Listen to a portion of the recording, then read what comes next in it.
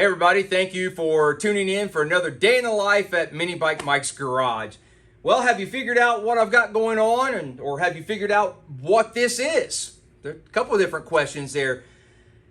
I guess I won't keep anybody in suspense. This is one of those Skyteam, what they call the 5.5 liter frames. It is wider and kind of bulkier. It's meant to hold a fuel tank that I believe holds 5.5 liters, which is like what, 1.5 times or something like that, the stock CT70 tank.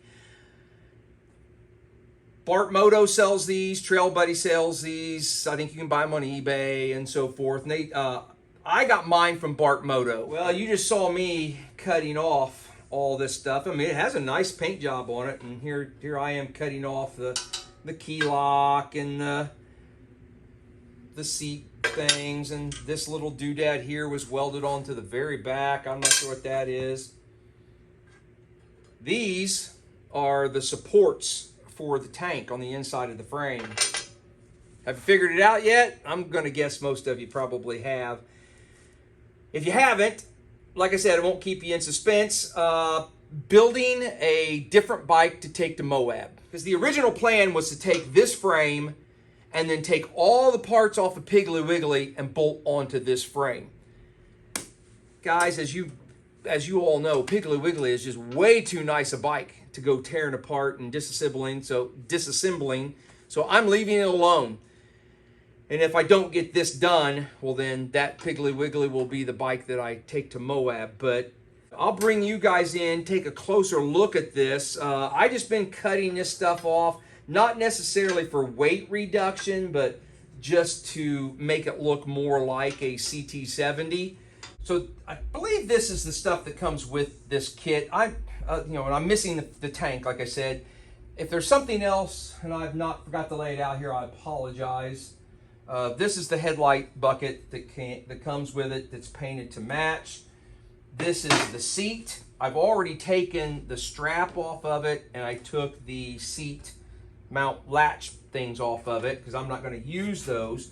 I wasn't going to use the seat at all until I got the seat and saw it, and saw this huge recessed area here on the seat pan, and I'm like, wow, that's got to be usable for something. So I have since changed plans, and I believe I'm going to use this seat. It's as you can see, it says Skyteam on the back. It does come with a hinge, and once you take, I'm not a big fan of the dock style with the strap. So once I took the strap off, it doesn't look too bad.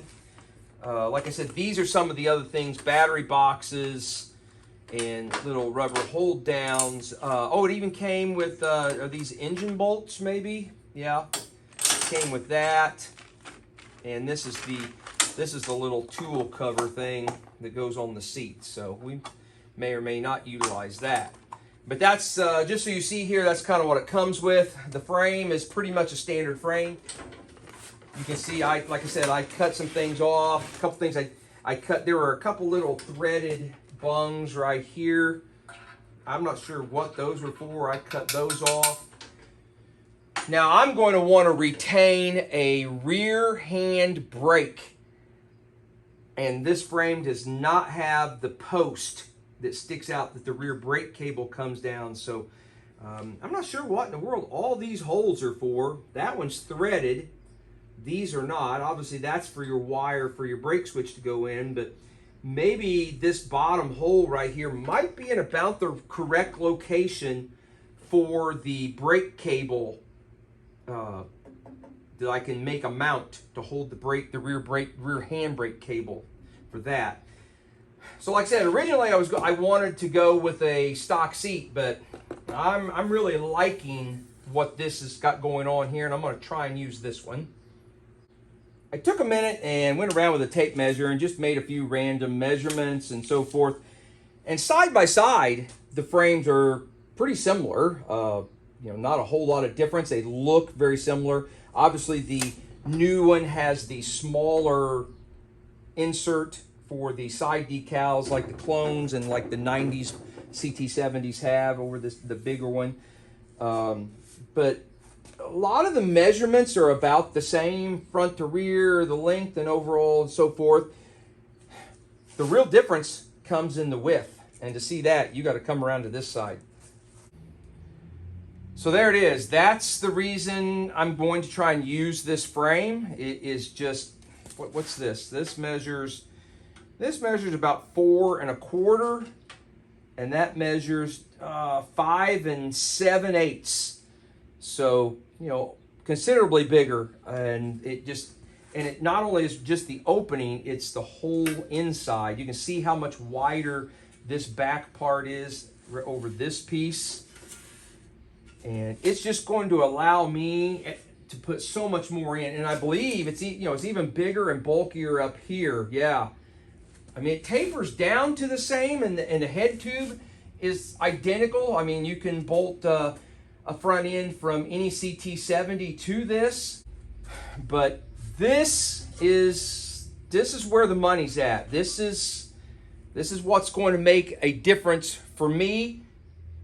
Now, I said this a few times during the Piggly Wiggly build, and that my ultimate goal, my number one goal for this entire thing is to build a bike that's not covered up with so much stuff that you don't recognize it as a Honda CT70 or a CT70 clone. And I can keep as much stuff hidden as possible, and that's where this big cavity comes into play. Even on Piggly Wiggly, I gotta have some kind of rack on the back because I'm gonna have the auxiliary fuel tank. But on Piggly Wiggly, I've got the tank and I've got those 2 ammo boxes and stuff. And it's not a lot, but to me, it's too much. And then I've got sleeping pads and bags and stuff on the handlebars. Man, I'd really like to be able to get away from as much as that as possible. So I really feel that with this frame and the size of this frame, and then doing some downsizing on some of the stuff that I really need to take some of this stuff, I can get rid of basically the 2 ammo boxes on the back. And what I have in those, I can get in here, and then all I've got on the back will be my tank, my tent, and then on one side, and maybe a bag on the other side that's got, my clothes and some other things and so forth in it. But that is the goal. Now, you're going to say, Mike, there's no way you're going to get all that stuff from those 2 ammo boxes inside this frame. Well, you're probably right if I leave the frame the way it is. But I've got some ideas on even making this more roomy on the inside, and we'll get to that later. But first of all, I've got to get this up into a roller so that then I can take some measurements and start figuring out how I want to tackle the idea that I have in my head. So I think we're going to jump on. Let's see if first we can't put a front end on this. For anybody that's curious, I did weigh this. I took off just shy of a ½ pound.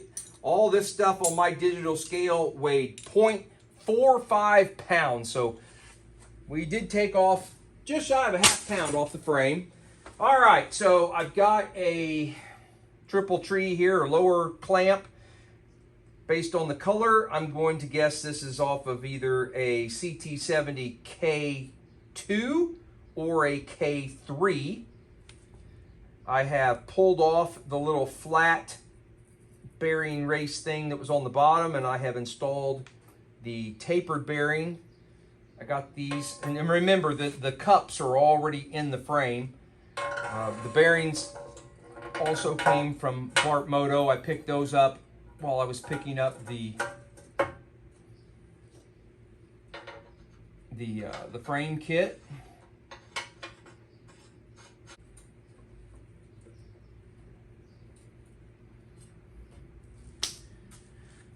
The forks that I have here are something I believe I got off of eBay, and they're just You know what? I think I'm going to put the top clamp on first.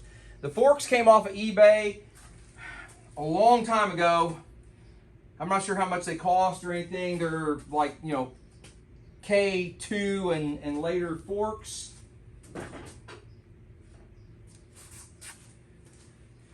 This is just an old dirty top clamp. I've got a new one coming from Bart, but it'll work for right now. I'm not going to tighten this all up. That's why I want to put this on here to hold it so the fork didn't slide back out. Now, there again, I'm going with drum brakes, not disc brakes. I'll probably be one of the few guys in Moab without a disc brake setup.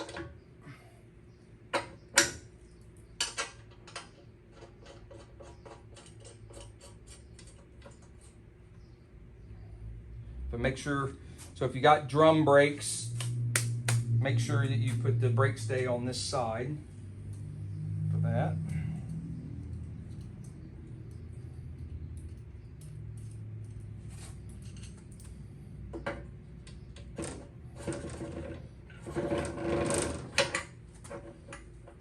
Perfect.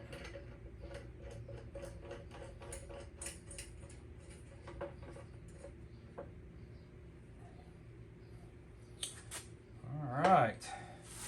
And then wheels and tires. I showed these to you guys a while back in a video.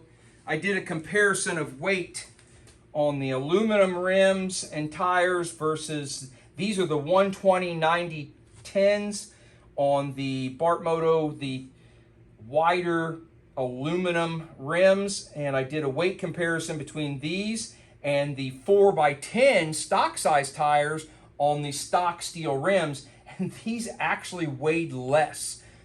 Cannot remember how much less it was, but these were lighter than the, oh boy, yeah, they'll fit. We're gonna have to do some massaging. We're gonna eventually take off these little nubs. I gotta grab an axle. Hang on just a second. We're gonna have to take off those nubs.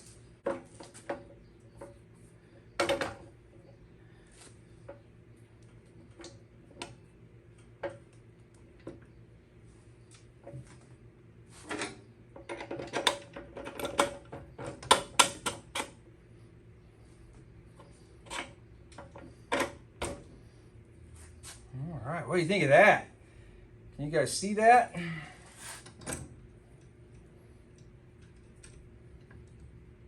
Put a little weight on it so maybe it doesn't want to flop over and turn. Sweet. What do you guys, yeah, I'll get you off here to the side where you can see it a little bit better. What do you think of that? That's gonna look cool, isn't it?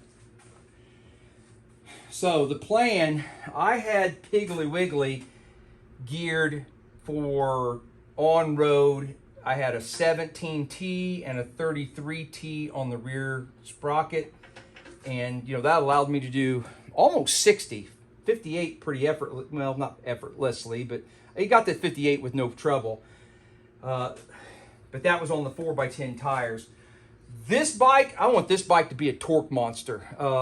Taking it out to, and I would have made changes to Piggly Wiggly before I left for Moab, but this bike is not meant for speed. If I can do 45 on this, I will be really, really happy. So I'm gonna go with a 1535 with these tires, and we're gonna see what that does. If we have to make a change, we can only do 35. Maybe I need to make a change, but we're gonna, hopefully that'll get us around 45 mile an hour, but yet, you know, be able to pull up anything we need to, any kind of inclines we need to pull up, so. All right, that's not looking too bad. Gonna have to stop for right now. I do not have the parts I need for the back end to get this into a final roller. Well, you know what? Maybe I'll pull out some of the stuff for the handlebars. You know what? I'm missing my risers. Yeah, I can't do a whole lot more right now. I'll pick you guys up when I get, next time I'm back in the shop. I've got the seat bolted to the frame, and I'm definitely not a fan of this upward slope. I think these little brackets on the bottom of the seat. Yeah, that's got to go.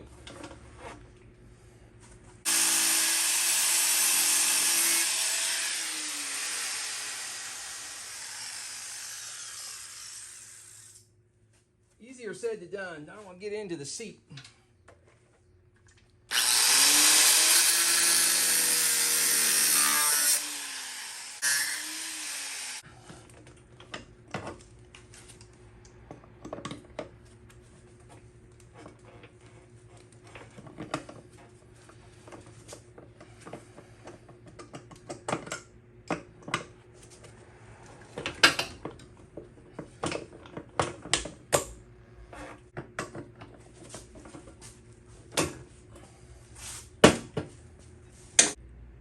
I may actually keep these. I may see if I can get that little rubber stopper out and drill a hole into, where I need it into the pan, and just push those into the pan to give it some kind of cushion between the pan and the frame.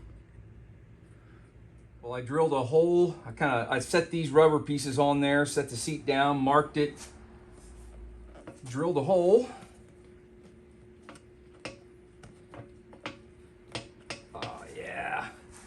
We've got both those in there. Oh my gosh, perfect. Love it, love it. I love fabricating, making changes like that. Still sits up a little bit in the back, but I think by the time you put a rack and everything on the back of it, you won't notice that. Well, I'm back for another day of working on the Skyteam 5.5 liter frame that I got from Bart Moto. Hopefully building this bike for Moab, trying to get it finished up. You might notice that I jumped ahead of you guys just a little bit from where I left you off. I have built the headlight ears that go over the forks, and I built the little boxes for my turn signals, just like I did on Piggly Wiggly. So if you saw that video, you know what I did there. They just got little LED lights in them. I still am not ready to tackle the back end, so I'm still working on the front. I'm still waiting. I got a package coming later today from Bart Moto that has my risers. So then I can put my handlebars on and finish up my cables and do those sorts of things. But for right now, I'm going to run a engine guard. And if you know these clone frames or the late 90s CT70 frames were the same way, they don't have holes right here to bolt the engine guard to the frame. So I'm going to bolt this up to the bottom of the foot pegs. I don't think it's in view for you guys, but I've got the foot pegs on. Bolt it in place for the foot pegs and then mark where I need these. Well, I can't quite bolt it to the foot pegs yet because there is a little bit too much material here that sticks out, and I've got to trim that back so this can slide back far enough on the foot pegs to be able to put the bolts in. So I'm gonna go do that first. I've got the engine guard bolted up to the bottom side of the engine on the foot pegs, and I'm ready to bolt this side to the frame. Now on the right side of the frame, there already is one threaded hole right here, and then this is just a drilled through hole with no threads. And that's because in the 90s, Honda went, instead of the engine guards, they just had a little clip that slipped into the hole here and then bolted to this spot, and that's what held the wiring harness in place. So I drilled out the hole and I have welded in a flanged nut, which is exactly what I'm going to do on the other side, and I'll show you what I'm going to do here in just a second. But I'm going to go ahead and bolt this one into place just to kind of have the whole thing lined up right.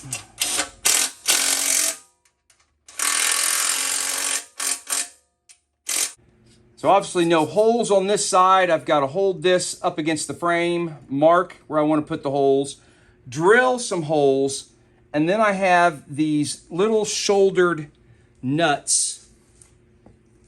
There's that, like that. Come on, focus on it. And I'm actually going to insert it into the hole this way so the flat side sticks out. That keeps it from falling all the way through the hole, and then I will weld around that to hold it in place. So I've got to do that twice on this side. So I've got my hole drilled. I'm going to get the first one in place, bolt this, then mark the second one, make sure I got them in the right spots. Hole is drilled. I've put the nut on a longer bolt to give me something to hold on to kind of help push it in there. It's in the hole. Now I'm just going to put a couple tacks.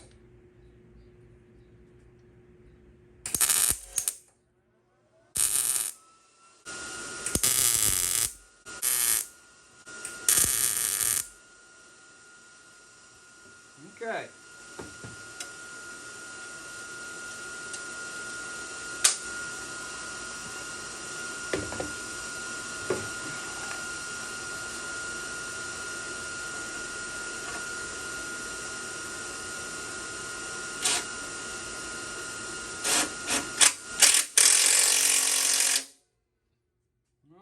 I got it maybe just a little lower than what I would have liked. I didn't realize that, but it'll be okay. And now I just gotta mark my hole. Yeah, I should have really put this one up a little bit higher, but once it's all together, no one will.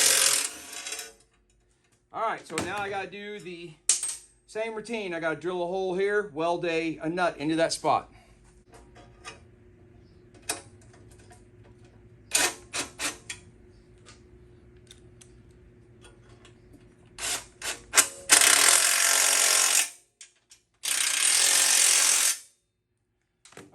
Now I know there's somebody out there who's going to say, well, why didn't you just run some self-tappers in there and call it a day?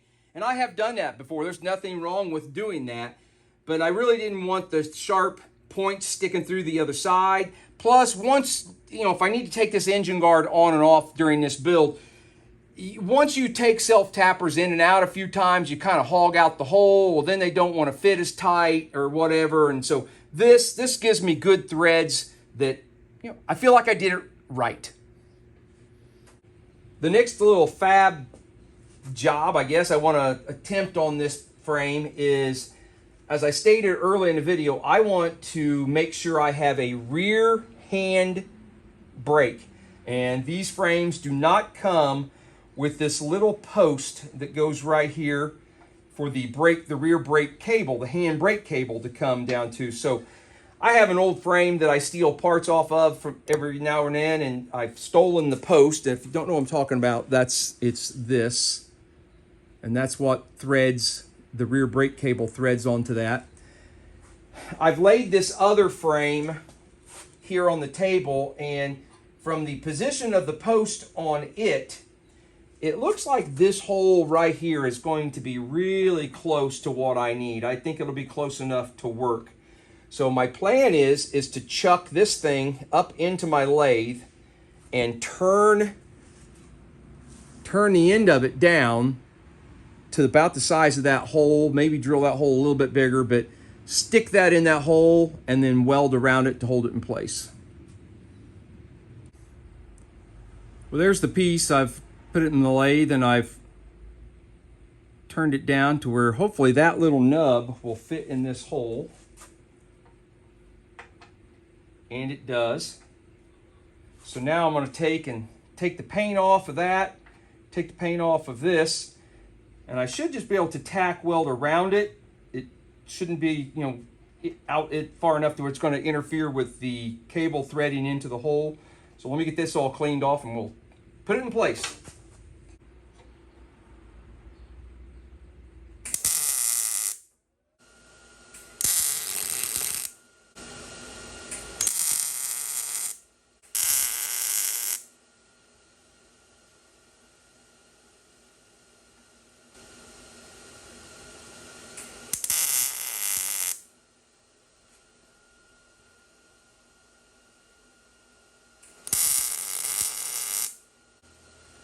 All right, in case anybody is wondering, yes, I did run a tap down through it to make sure the threads were clear before I welded it on there. No, I did not take any kind of specific measurements as far as clocking it to get the slot in the right angle. I just kind of eyeballed the old one and just kind of stuck it in there and went for it. I think it'll work. You forget just how much stuff you fabbed up the first time when I made Piggly Wiggly, how much stuff I made. The last project of today was building another housing to hold the gear indicator light. And this was made out of a couple pieces of 3/4 inch square tube. And then I cut one side off of each one and then welded them back together because I needed more of a rectangular tube than a square. So it's a bottom half and a top half welded together, and then a little plate to mount onto the mirror holder. And then I also put the switch inside the Lifan engine to tell me, so now not only will I have a neutral indicator, I'll have first, second, third, and fourth gear. So these will get plugged into that. I'll put that up on the handlebar. So I've got to extend all these wires long enough to reach down here to plug into that plug. But I've got the holder fabbed up. And like I said, I've forgotten how much work, all the little things I needed to make for that last bike that I've got to redo again. Well, guys, I'm back in the shop again today, and I have decided to jump on the back end. And going to just kill the suspense already. I'm going to try and put a ST90 swing arm on this. On Piggly Wiggly, I took a stock CT70 swing arm, cut it, extended it 3 inches, and went that route. I'm thinking about trying to put this on here. It still might need to be extended a little bit. I've got to get it all on there first, and then we'll make a determination if I need to lengthen it. But it doesn't quite fit. Hit this with a couple little love taps trying to get it to, but it's not going to go. This is way too off. So I got to go and slice this, widen it, get it on there. We'll weld it back together and then see if we need to lengthen it. So I've cut it, but we run into another issue. The distance between the bolt hole and this piece, there's too much material here on the frame. This won't move. This piece is rubbing the frame, so I've got to take off. I gotta cut out and get rid of some of this little sheet metal here. Not get into the mounts, but just get rid of some excess sheet metal there so that the swing arm's got plenty of room to move. All right, it might require a little bit more trimming. This one might need to come up just a little bit higher, but I don't think my shocks will compress that much to let it go up that high, to be quite honest. Okay, so the next thing, I noticed that when I cut this apart, it has a, almost a square tube. Well, I was really hoping a 1-inch square tubing would fit in there, but it won't.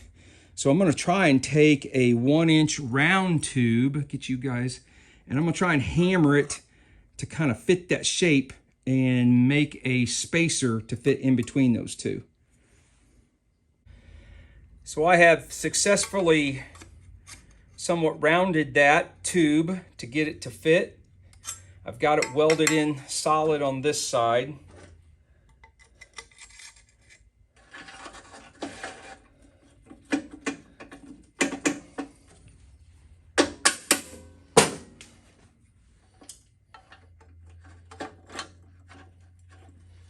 Gotta get everything to line up now, don't I?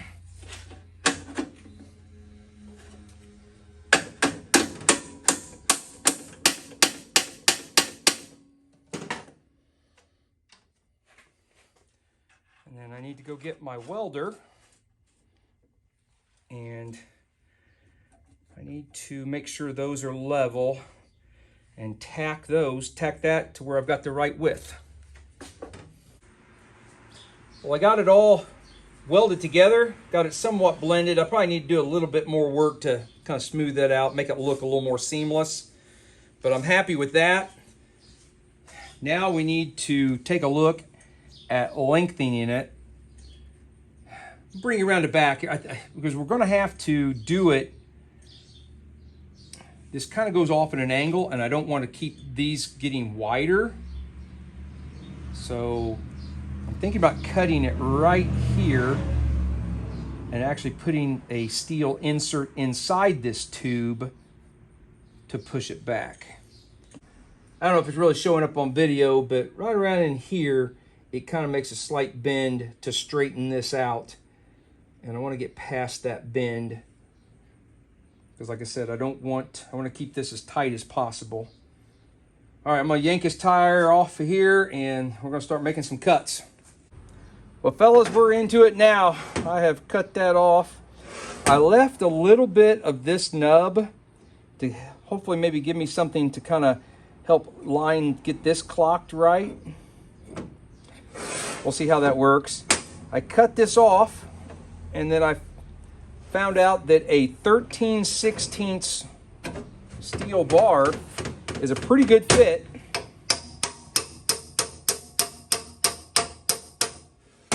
I've cut this piece 5.5 inches long.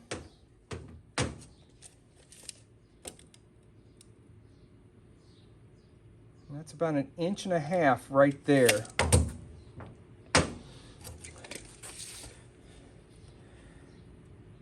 Okay, which is going to give me about a 3.5 inch stretch. I think that's what I'm going to do. I'm going to go back and weld that on, make sure this is good and straight, get it welded on, do the same thing on the other side. Well, there it is, all bolted in place. I've got the tire mounted, spaced out for my chain. There's not a whole lot of clearance between the chain and the knobbies on that tire, but it'll work. So I'm pretty happy with all that. Now, what I need to change are these. We started down the path with Piggly Wiggly of doing the quad shocks, and we can't give up on that now. So I have cut out some plates, brackets, and I'm going to wind up cutting all of this off and welding this in its place so that I can mount 2 shocks on this lower swing arm. So now I got to pull all this back apart, trim off this so I can put that on there. Well, I'm back in the shop for another day to work on this bike. This is the day that I actually either I come up with the greatest idea that I've come up with yet, or I completely ruin this frame and this bike. So y'all know I came up with the idea of not using the internal tank and using the frame as a rolling toolbox. Well, in my effort to get as much stuff in the frame as possible, I got looking at it, and I'm seeing a lot of unused space right here. So here's my plan. I have cut out 2 pieces of steel, roughly this shape. I plan to take out this piece that the fender actually bolts to that connects the 2 halves of the frame. I'm actually going to cut that out. I am going to weld in a couple pieces of steel on each side. I will probably use the fender as the bottom, as the new bottom of the frame, and that will put the fender more in line with the stretch that I've got. It'll put the fender back up over the rear tire a little bit. It won't be perfect. And then weld all this stuff back in, close it all in, and then that should give me another, 2 or 3 inches or so of space on the inside to store stuff. So I got to cut off. I'm going to take all this whole rear end off. I got to try and cut the little spot welds on this and see if I can get that piece out without completely distorting the frame and ruining it. Let's see what happens. Well, we've done her now. Cut out this piece, and the plan is to take a couple of these pieces,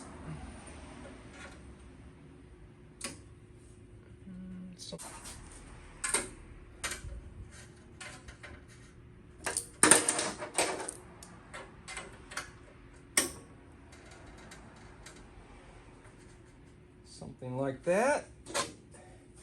And then use the rear fender, weld it to those pieces. And now I have increased the interior room by quite a bit. It's going to allow me to hopefully get the things that I had in those ammo boxes on the back of Piggly Wiggly. Now I can be able to put inside the frame here, have less stuff up on the rack. So I got to weld all this in. I'm going to tack it, obviously, put a few tacks just to kind of hold it. The tricky part's going to be getting these level so that my fender's not all cockeyed one way or the other, trying to get it as straight as possible. But we'll see how that goes. All right, so I'm gonna wrap it up for this morning. It was a Saturday morning. I only had a few hours to come in and work, so I got that cut out, mocked up. I'm just gonna weld the fender solid, make it part of the frame. I'll tape it off when I go to paint so I don't get paint all over it. But that's really gonna open up the inside.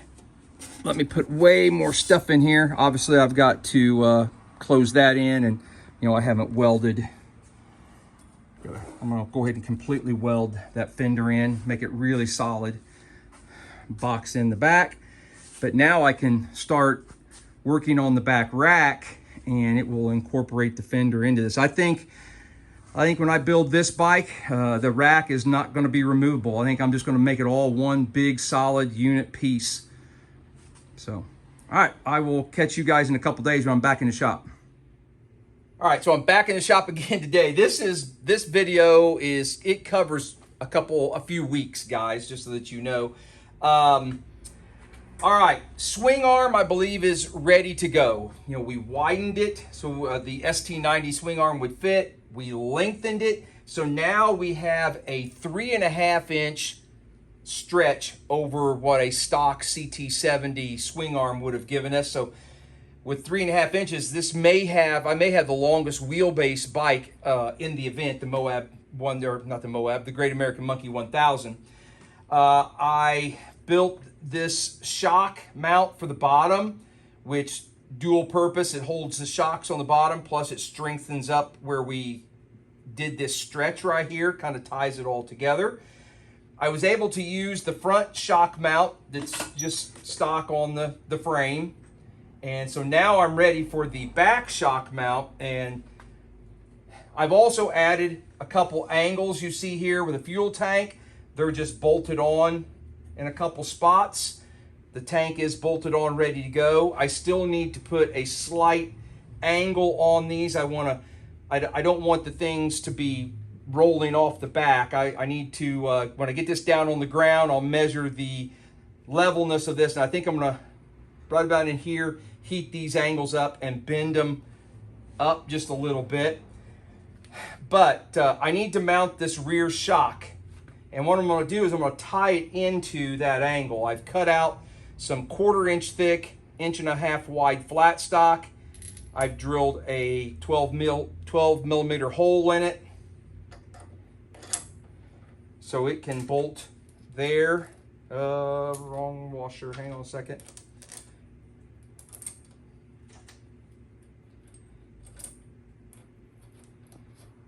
So that all bolt together like that. And then I need to turn it. And that is going to fit right up inside that angle. So now I can weld that. And that should give me a rear shock mount. I just got to make sure I get them somewhat parallel so that they kind of match. I got to do that on both sides. Well, guys, I'm just about ready to wrap up the work I wanted to get done today. But the last thing I want to do is put in these braces, weld these in, and create that little box like I did on Piggly Wiggly. This is basically the same deal. I've cut 3 pieces, and they are going to, I need to get the angle right on that piece, but they're all going to line up. Got one on this side, and then I've got another one for the other side. It's going to tie the rack into the fender, to the frame, give it a lot more support out here on the end, plus give me a place. I plan on putting the battery in here just like I did on Piggly Wiggly, and then have some place to put wiring and those sorts of things for like the tail lights and turn signals and so forth. So I'm gonna get that tacked in there. I think that's gonna wrap it up for my few hours of work today. Progress is slow but steady, so I've got this all boxed in on the back. Tank all mounted on there. So like I said, I still need to build a battery box for my battery to sit in, but that's a spot for the battery. And then all my wiring, fuel hose line will have a spot down in here so I can put all the wiring. It's going to come back out here to the tail lights and the turn signals and so forth. Shocks are all mounted in. Now all this stuff is just tacked. I've got to massage it and final weld it, but that should be a really strong, tied in, single unit all to the frame.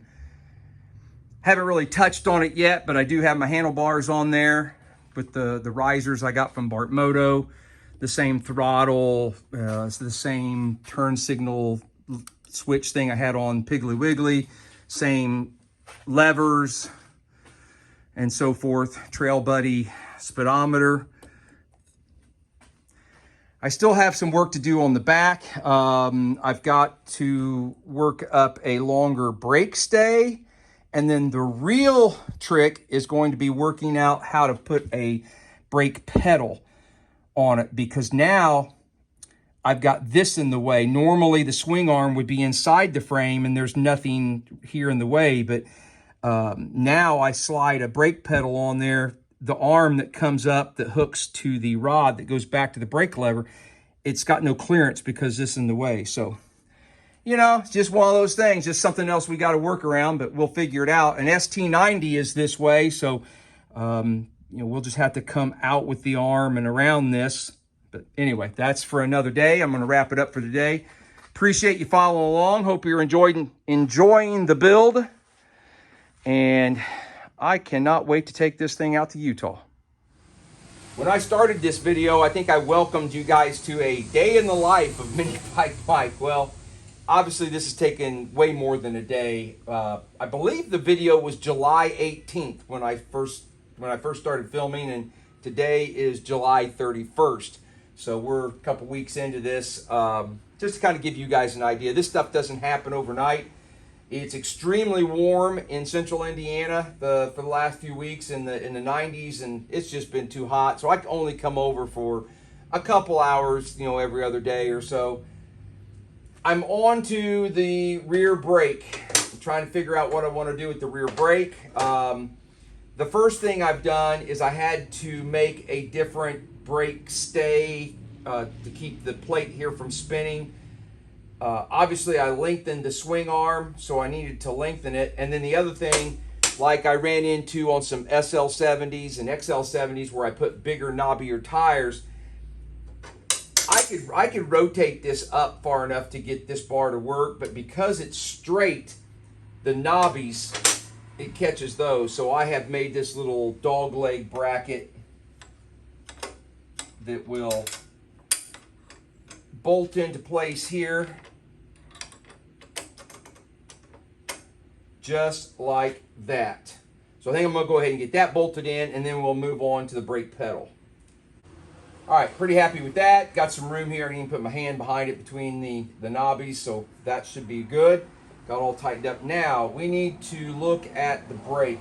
So this is a brake pedal that I bought off of Bart Moto, and it's got the 17mm hole, so it fits over the shaft as it should there. It came with this piece welded on, I don't know, somewhere right about in the middle of the width of this thing. Well, unfortunately, like I mentioned earlier, because I have switched the swing arm to an outside the frame style instead of inside the frame, this had no place to go. Okay, it's supposed to stick up something like this, but it won't. It can't clear this. This is an ST90 swing arm or brake pedal that is supposed to work with this style. As you can see, it's welded off to one side, and then it kind of has a little dog leg to kick it around that. Well, it doesn't really fit the shaft. It must be a different size. It's not going on there. And it just, I don't know, it just doesn't, I just don't like the way that looks. So I think I'm going to go with that. Now, I need to come up with some way of activating it. Well, everybody, welcome back for another day on this build that I'm taking to Moab, Utah.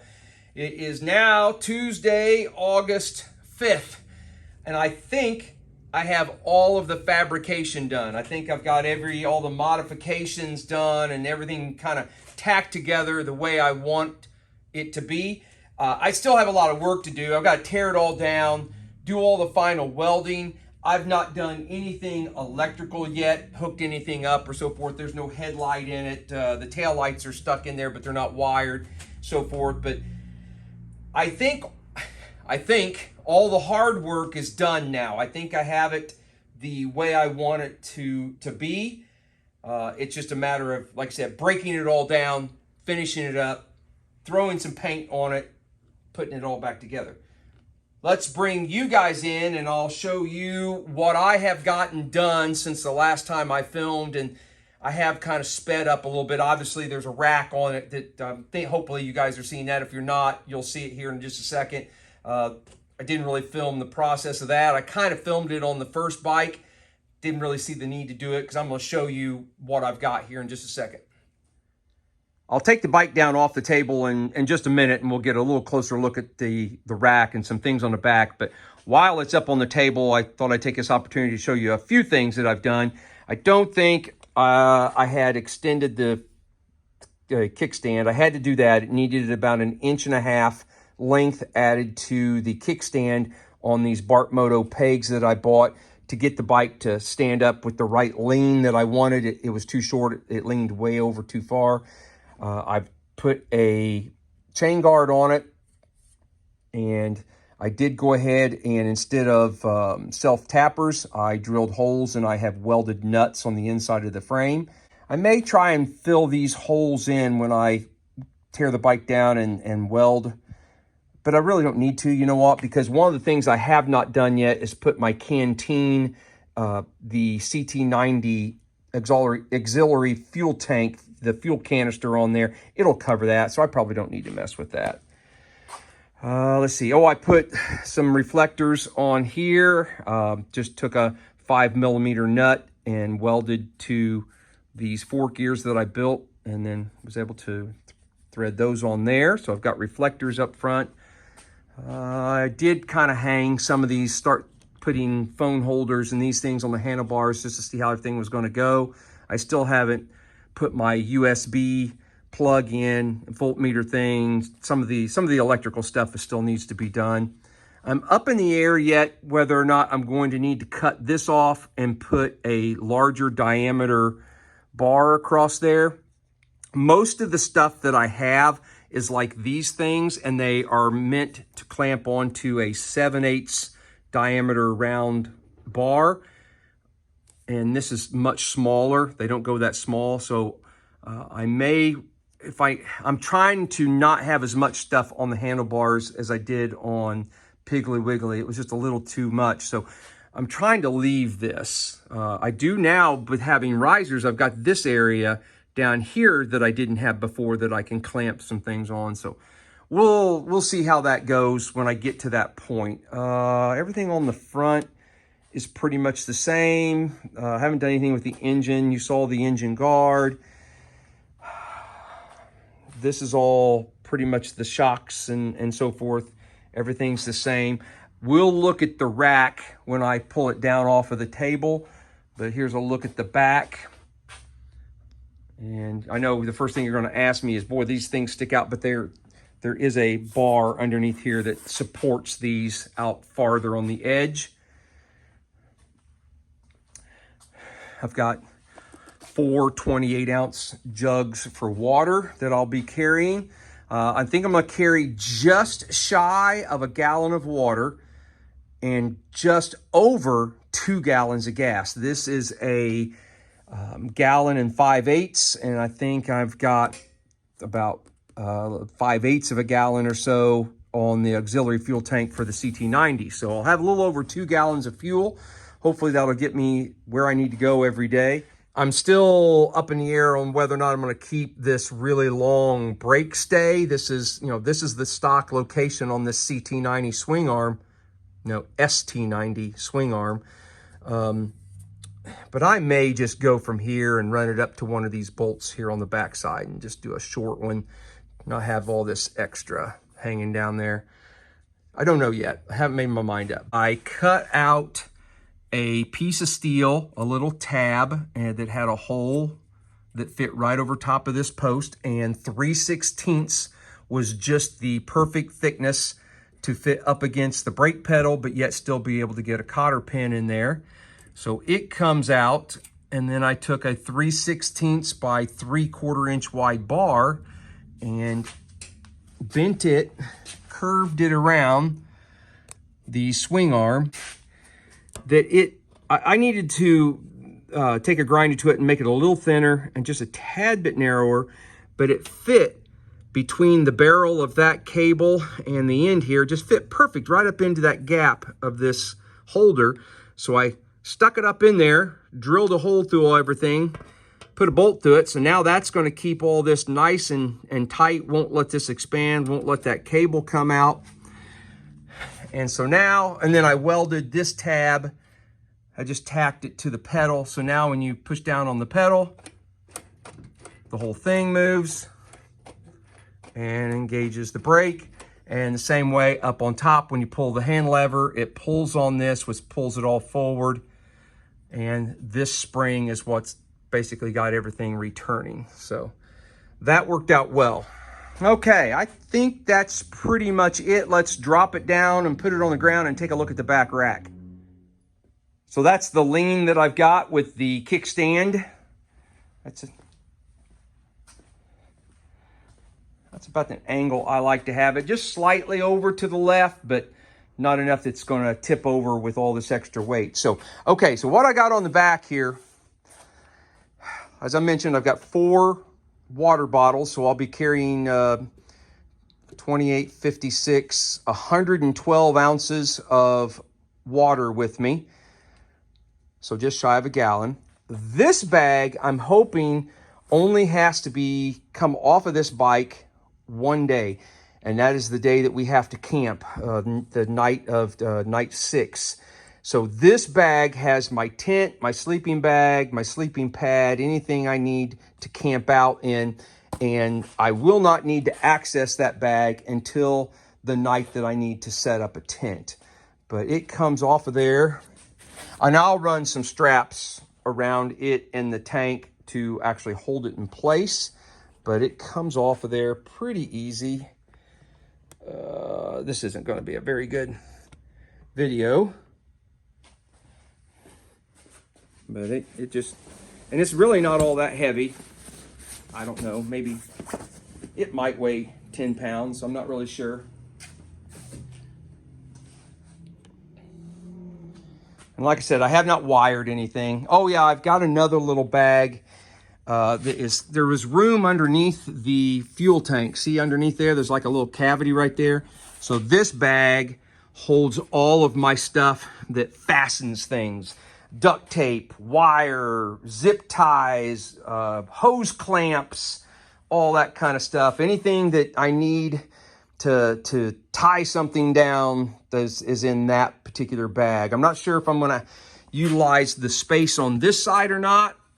We'll see. I've got another one of these bags in case I do need to put something in there. But here's the updated rack.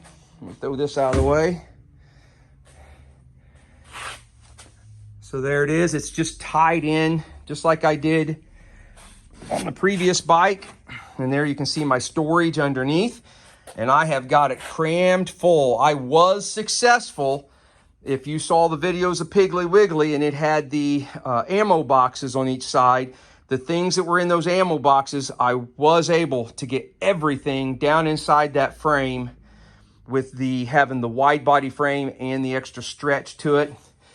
This big, huge recessed area of this seat allows this stuff to stick up actually above the frame, but yet holds it in place, and the seat doesn't actually sit on it, so that's good. But yeah, I was able to get everything out of those ammo boxes in that frame, so I was able to get rid of the ammo boxes. So really nice. I'm really happy with that. So I actually don't have a lot of weight on the back. Go back. I've got my battery. There is a small recessed area here. I think maybe I will run all my electrical stuff up here. The coil will probably, because the coil, the wire to the plug isn't long enough, I'll probably keep the coil down inside there, but the CDI and the voltage regulator and all that kind of stuff, I'll probably extend the wires and bring them up in here. There may be a couple creek/river crossings, so I want to maybe keep all that up out of the water. We'll see. All right. So the back of this, I got a couple LEDs for stop and tail lights, and then a left and a right turn light on there. All right, I'm gonna throw the bag back on it real quick and show you the last bag that I need to put on the bike. So as I mentioned, that bag is nothing but camping gear. And then I have a similar bag, but smaller, that will sit on here and it will get all tied on.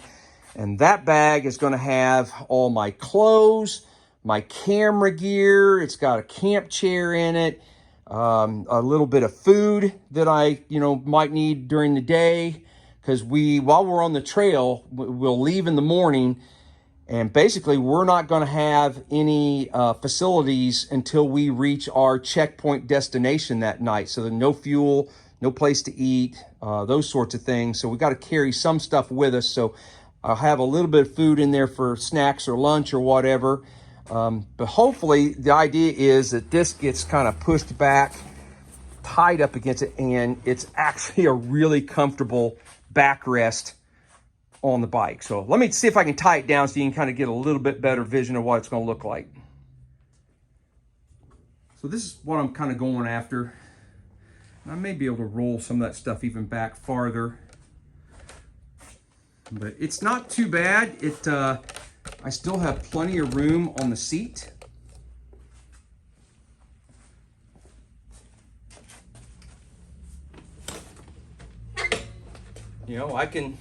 I can kind of use it as a backrest if I want to.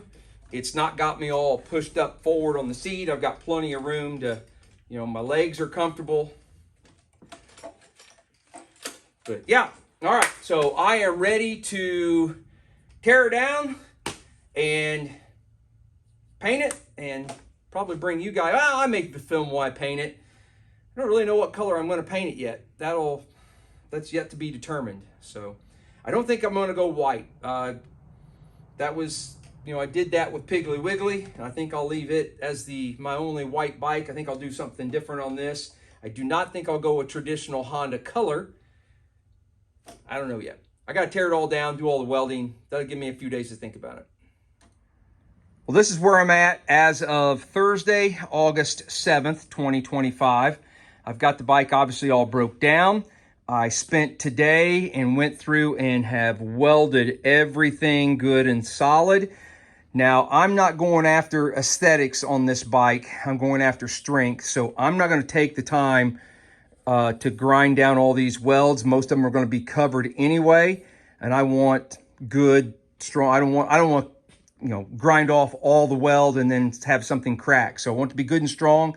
I know it's not that good a looking in some spots, but like I said, that's not my concern. I want it to be good and sturdy. I don't want anything to crack or break when I'm out on the trail. But this is where I'm at. I think I'm just going to I'm just going to paint the whole thing one color because this rack is non-removable. I have welded it to the frame and so forth. These pieces are all all welded in good and tight to the frame. On Piggly Wiggly, if you remember right, since that was an actual Honda CT70 frame, I made the rack so that it was removable.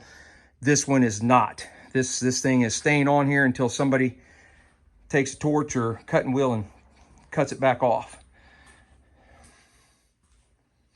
Now, dummy me forgot to weigh the frame before I started doing all this. I meant to do it and I forgot, and I do not. So if anybody knows what one of these Skyteam Skymax 125, the 5.5 liter frames, the wide body frames, if you know what one of these weighs, just the frame, just as what you see right here without the extra I've added on, let me know what that weighs. I've sent a message to Matt at Bart Moto to see if he knows. The setup that I've got right here, it weighs 36 pounds with the rack and everything and the fender and the extensions that I've added. So what you see is 36 pounds right there. So, all right, I think I'm going to tape off, because I'm gonna try and leave the fender chrome. I'm actually gonna tape off the fender and then just shoot the rest of it with some primer and get it all in one color, and let's see what it looks like. Well, today is the day for the color reveal. What color did Mike paint this bike he's taking to Moab? You guys know I don't have a whole lot of imagination. Some of you are gonna like it, some of you aren't. It is what it is. Without further ado, this is the color I picked.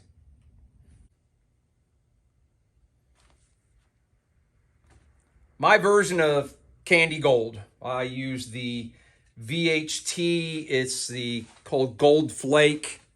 Hopefully that's going to be in view right there. I think you can get it Amazon. I used to buy these down at my local AutoZone, but I don't think they carry the VHT, or not that particular color anyway.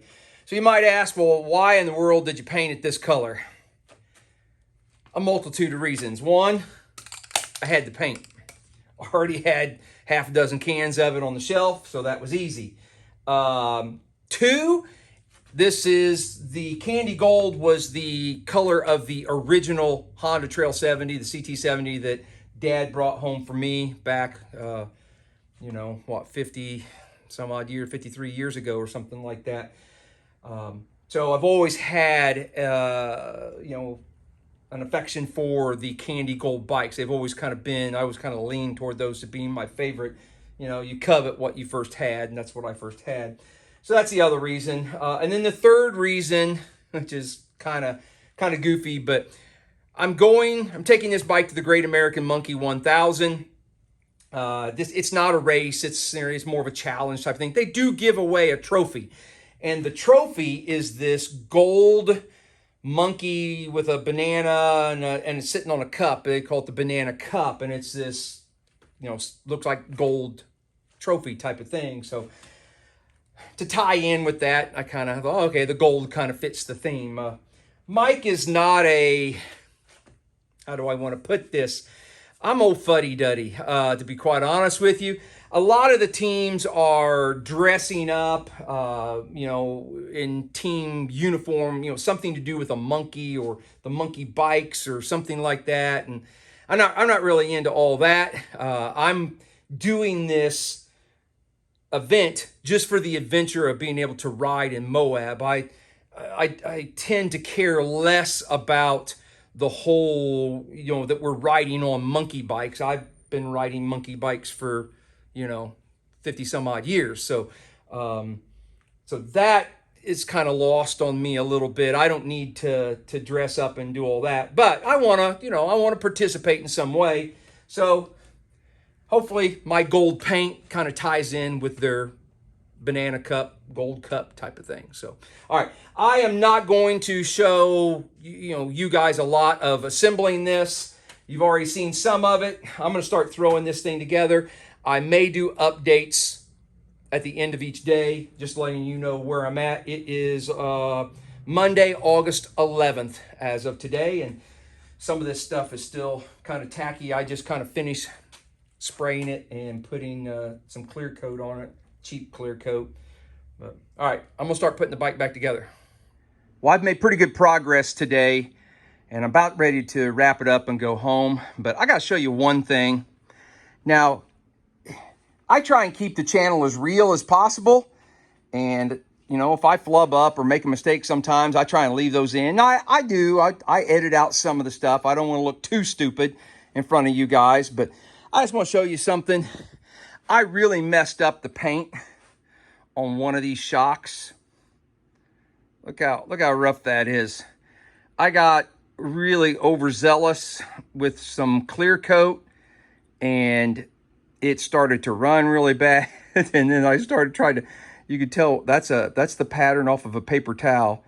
I tried cleaning it off and stuff. You know, I said, you know what? Screw it.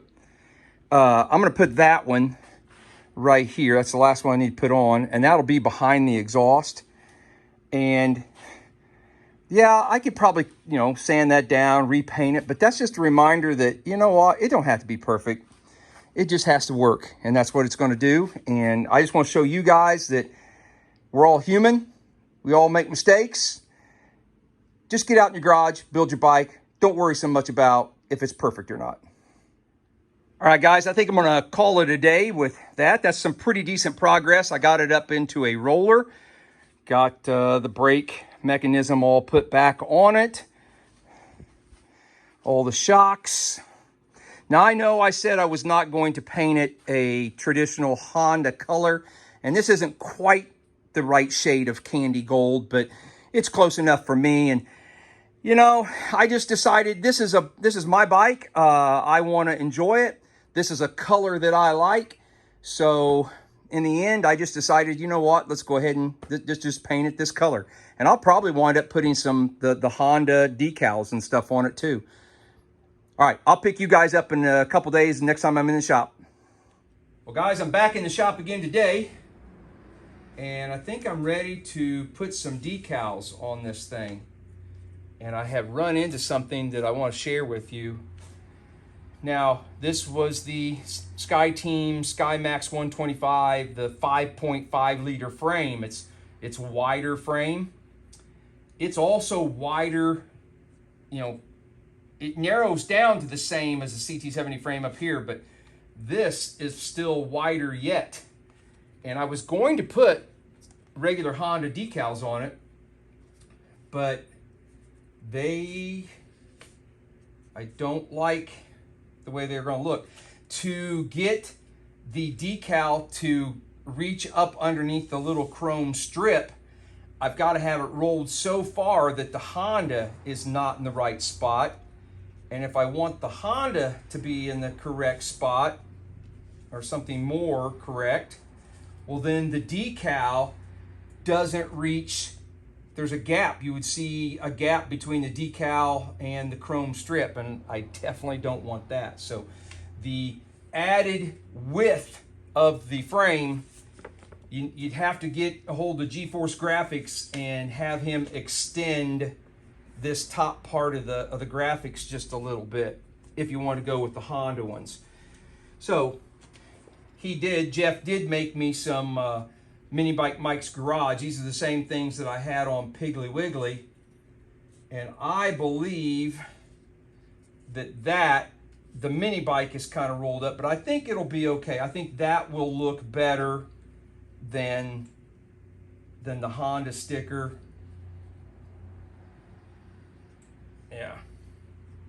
Yeah, I think that's what I think. I think that's what I'm doing. We'll go ahead and put those on there. Well, another day down and a little bit more progress. As you can see, I've got the auxiliary tank mounted to the side. I started putting some of the controls and stuff on the handlebars. Now, I've not wired anything. The wiring harness is not in it yet. I did get the decals put on. I do have the lights in back here. She's legit now, fellas. YouTube certified. I got the exhaust put on. I got both the brake cables, so I think the brakes are all lined out, ready to go. I need to double check that brake stay and make sure I tightened everything down. Slowly but surely it's getting there.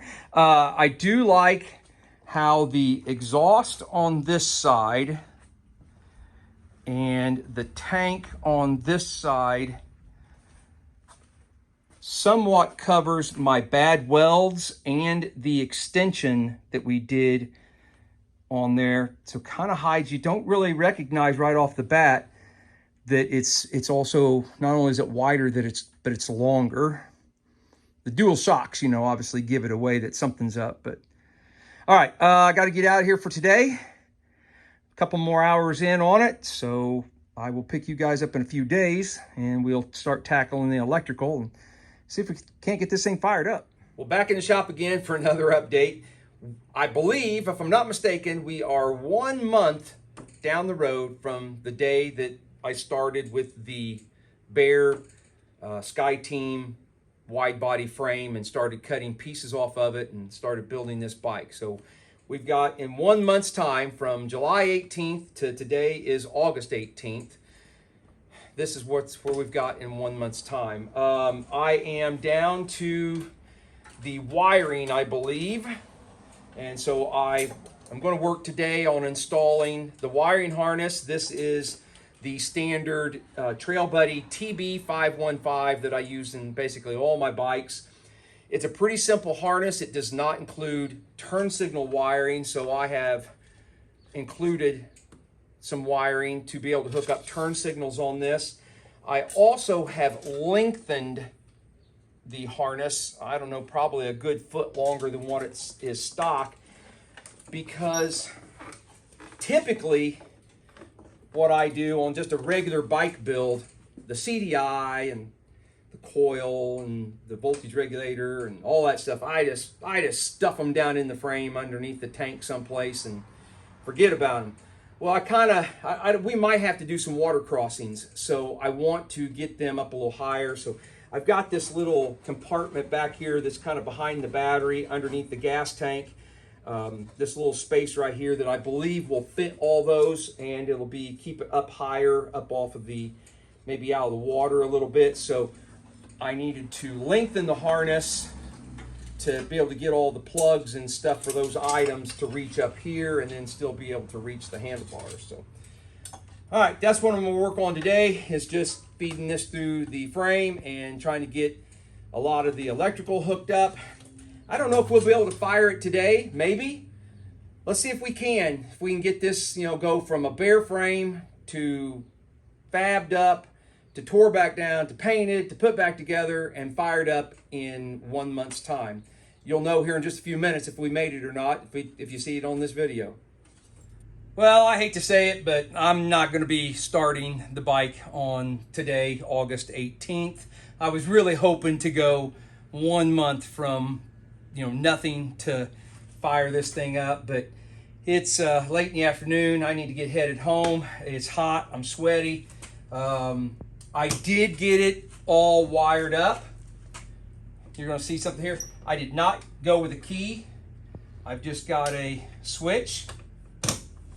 So I've got a headlight, high and low, horn, turn signal. I don't know if you guys can see that. I can't see the back here, but I've got all the brake lights. Everything electrically seems to be hooked up. I've got my USB. Got all my mounts, mirrors, clock. I still put too much stuff on here. I've got a phone mount. I've got a drink mount up here to go along with the waters that I've got mounted on the back. But I still need to throw a carburetor on it and put some fuel in it.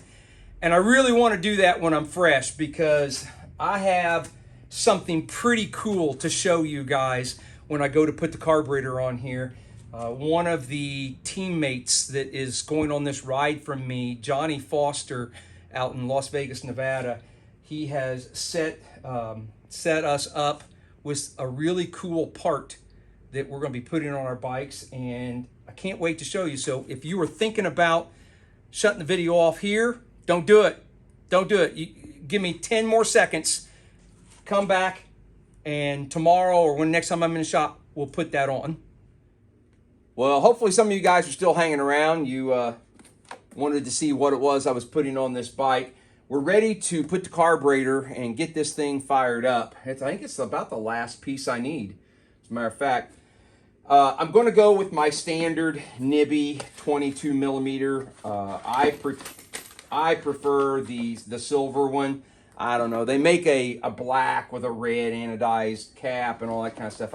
I never really cared for the way those look. Anyway, so I prefer these. So this is what's going to go on there. Now, to be able to attach this to that, you need an intake. And I alluded to this. I've got one of my teammates that's going out to Moab with me. He's the one guy on our team that none of us have ever actually physically met. A fellow by the name of Johnny Foster. He's out in Nevada. He actually has a company, and I went to the website that's on this box, and it's not quite up and running yet as of August 19th. When I get an update, I'll let you know. But Johnny is reproducing an item from the 1970s. And look at this. He came in a little pouch and a box here. And this is what he is having reproduced. It is a version, his version of the old Webco intake. These were, I won't say popular, but they were from the 70s, and I don't know if the fins were just meant for looks or if it meant to help cool the fuel as it traveled down the intake or what, but to find an original one of these, you're talking a few $100s if you can come across one of these. I actually have had a couple in the past, and stupid me let them go before I realized what I had, and I don't currently have one at this time. But Johnny is reproducing these, and I'm assuming he's going to have these for sale at some point on that website. I will keep you guys updated, but it just looks cool with the fins. You know, that's going to go up there, and then my carburetor is going to mount to that. So Johnny, that's pretty neat, man. I really like that. So you guys keep your eye on eBay and some other places. You ever run across one of those and it's not too astronomical, grab it because they're kind of cool. And I believe Johnny is actually making it in a couple configurations. This one is made specifically to fit like the newer carburetors, the Nibby and so forth. I think he's also making it like the SL70 had the offset bolt pattern where it was kind of at a 45. I think he actually makes one of those. I think he's got a couple different versions. So anyway, I'm going to get all this put on the bike so we can hopefully get this thing fired up. I've got the carburetor all installed and I believe ready to go. I've got the fuel line still off. I want to put fuel in a tank and run it through the line just in case there's any crap in it. It's a brand new tank. I don't think I've ever used that one. I might have. I can't remember. Let's make sure petcock. I installed a petcock over here, so I've got that turned. Let's see, that would be off. And then what we're going to do is we're going to see if we can't catch a little bit of fuel just to make sure there's nothing.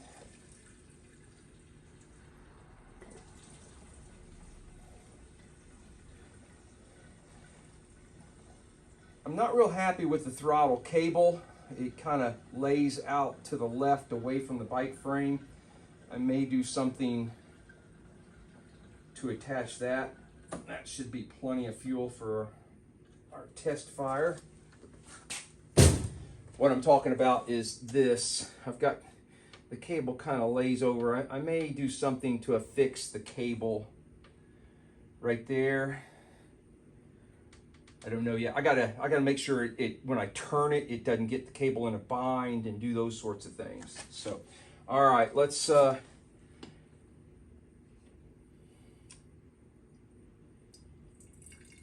We seem to have fuel flow. Looks pretty good. All right. Oh shoot.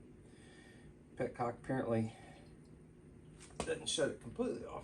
Yeah, maybe it does. It's just what was in the line. Okay, there's that. Cap.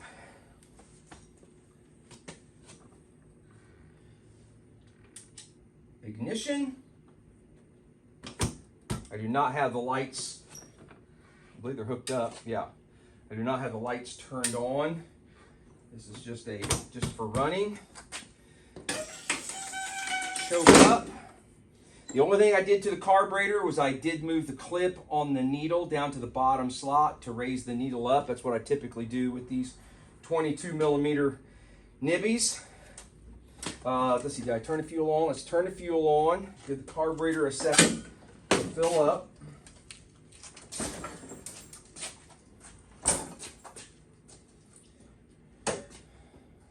Make sure you guys are in view here.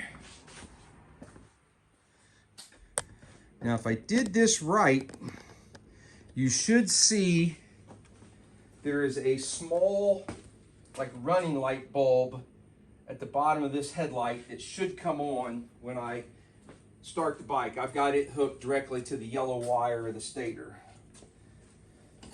All right. First fire is always pretty fun. I haven't checked to make sure that there is spark or anything. All right, here we go. You know what? I didn't check to make sure there was oil either. Let's do that real quick.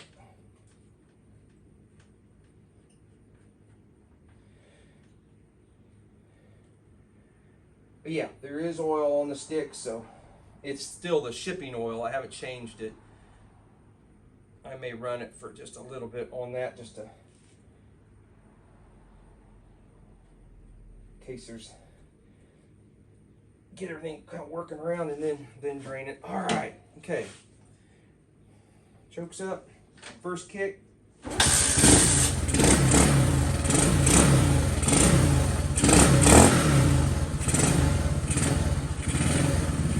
Adjust our top idle a little bit. Not too much.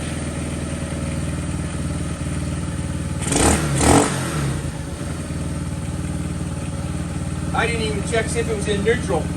Well, I know it was because I rolled it off the table, dummy.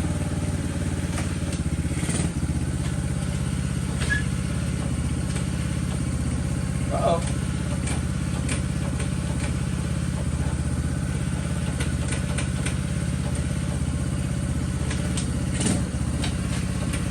We're not shifting down. Oh, there it went. There we go.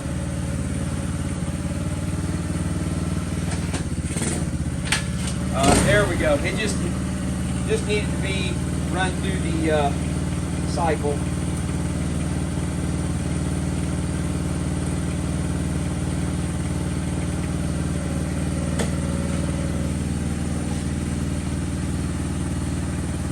First start, yes!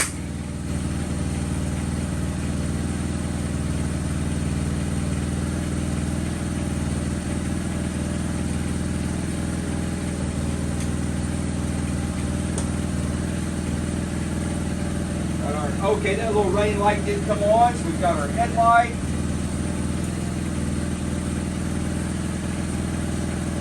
Turn signal. Turn signal. Brake light. Brake light. Brake light. We're smoking and burning off paint off the exhaust where I painted it.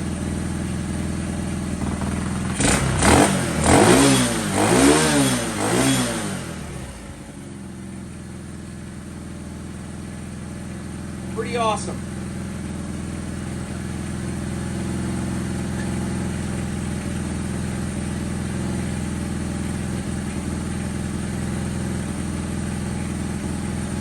All right, I'm going to take it out and just kind of do a spin around the lot just to make sure it is shifting all right.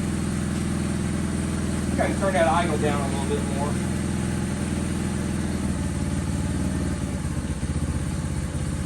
Make sure all my brakes work and do those sorts of things. I'll be right back. Well, I'm pretty stoked. I've taken a couple little, just short little rips around the lot and up and down the street just a little bit, just to kind of make sure everything was dialed in and so forth. So far, extremely happy with it. Everything, you know, brakes seem to be fine. It's shifting okay after that little, at the first startup, it didn't want to go back into neutral, but you know, I think now that some oil has circulated through it, it's doing its thing. Running great, idling great, carb, everything's working just like it should.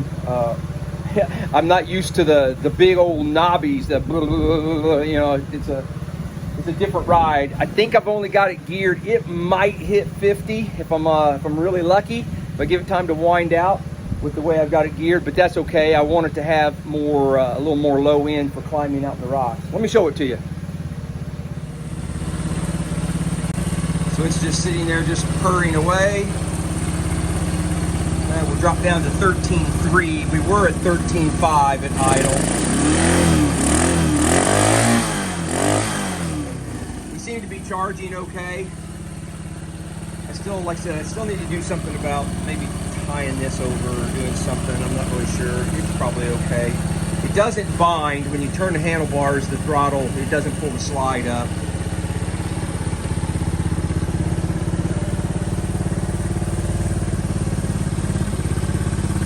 I have not drilled out that exhaust. I might drill that out just a little bit, just to kind of give it a little throatier tone.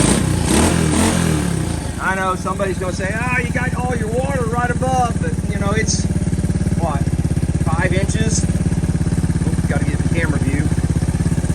It's not going to melt. The heat off of this is not going to melt anything. Always get that comment. It was actually a lot closer on Piggly Wiggly than what it is on this bike. So, all right. So now, the next thing to finish up this video, I need to lay out all the stuff I'm putting inside the frame and packing on this bike, and then we need to stuff it in there and make sure it's all going to fit. Before I start packing all this stuff away and seeing if I can get it stuffed down into the frame of that bike, I probably ought to show you guys one last view of everything I'm going to try and take. Obviously, we've got a full set of wrenches and sockets from 19 millimeter to 8 millimeter, a couple tubes and some slime just in case, a selection of pliers, screwdrivers, impact driver in case we need to change a stator or something. That's for pulling a flywheel, a chain brake, a hammer. Got all kinds of bags of things. This is all throttle and fuel line, shut-off valves, all those throttle cables, all those sorts of things. That's an extra nibby 22 millimeter carburetor. This is everything electrical that you would need and more to get a bike to run. There's a couple extra CDIs, coils, little wiring pigtails and wiring harnesses, just run only stuff.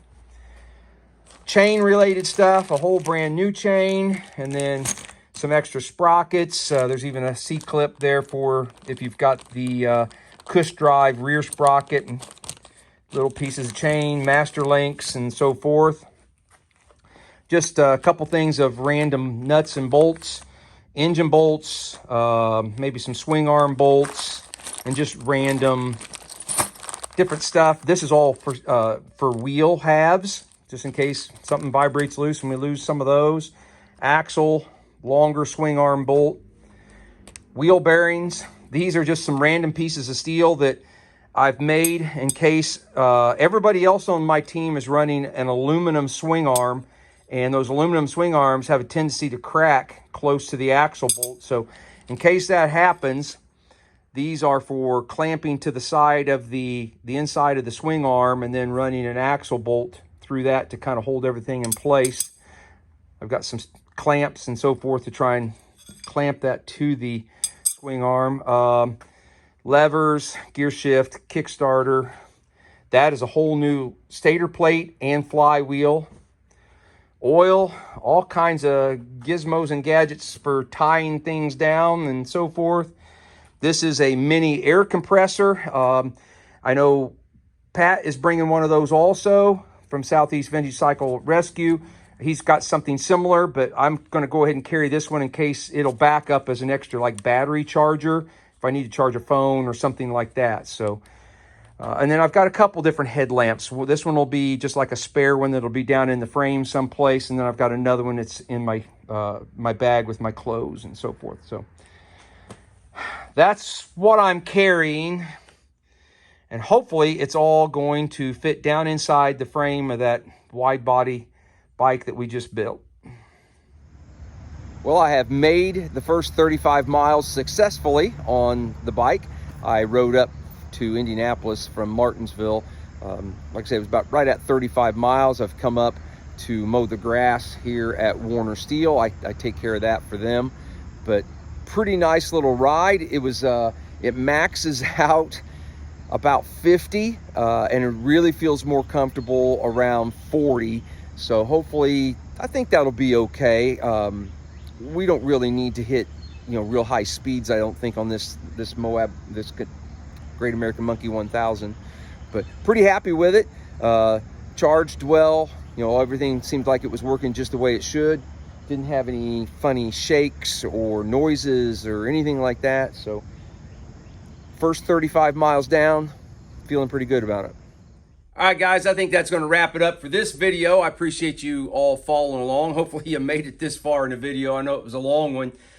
Pretty happy with the bike. There are some things that I may do some changing to it after this first shakedown run. We did 86.5 miles, and when I just put gas in it just down the street, we got exactly 62 miles to the gallon. So for the tank size that I have, I should get right at 100 miles on that tank. And then this is another 5/8 to 3/4 of a gallon, 5/8 of a gallon or something like that. So we never have a day where we need to go more than about 125 miles, 130 miles. So I should be good, should not be a problem. So I might go ahead and grab me one of those True Fuel jugs just to have a little extra fuel just in case. We'll see. I'm not sure on that, but pretty happy with that. It may get some better fuel mileage in Moab when going a little bit slower. On this particular trip for 86.5 miles, I was pretty much kind of wound out. This is not good gearing for just everyday riding, the kind of riding I do on a normal everyday basis around here. Street riding, it's you know, you're in fourth gear constantly because you don't need to shift down because of the gearing. So, and you've got the engine all wound out at a really high RPM. So I like it for Moab. I'm going to leave it to 1535. Hopefully, you know, we don't have too many stretches where I need to go over 45 miles an hour, but I'm pretty happy with that. I think I will leave that. I want to do something a little bit different for my switch on my headlight. I had put a switch underneath the seat. That's a pain to, I always sit on the bike and then remember, oh, I didn't turn the lights on. So I think I'm gonna just go ahead and put a switch up here on the handlebars. I did not go with a key because I was trying to keep from having the key inside the frame to make sure I had more room in there. I could have put the key someplace else, but I'm not really worried about a key. I just need something, I want something to turn the headlights on and off, so I may rewire that. I need to put a little bit more oil in the front forks, kind of bottoms out when I hit a really hard bump. And I'm going to hit lots of really hard bumps in Moab, so I think I need to put a little bit more oil in each fork. But other than that, I think it's pretty much ready to go. I just now got to sit down and figure out what I want to put in our tote that's on the chase vehicle, an extra engine, extra swing arm, a few extra parts here and there. But when you see this, I'll probably be in Moab, so the videos after this will be hopefully the ones that I film of our adventure on the Great American Monkey 1000 and all our escapades of 7 days off-road. I'll see you guys then. Thanks.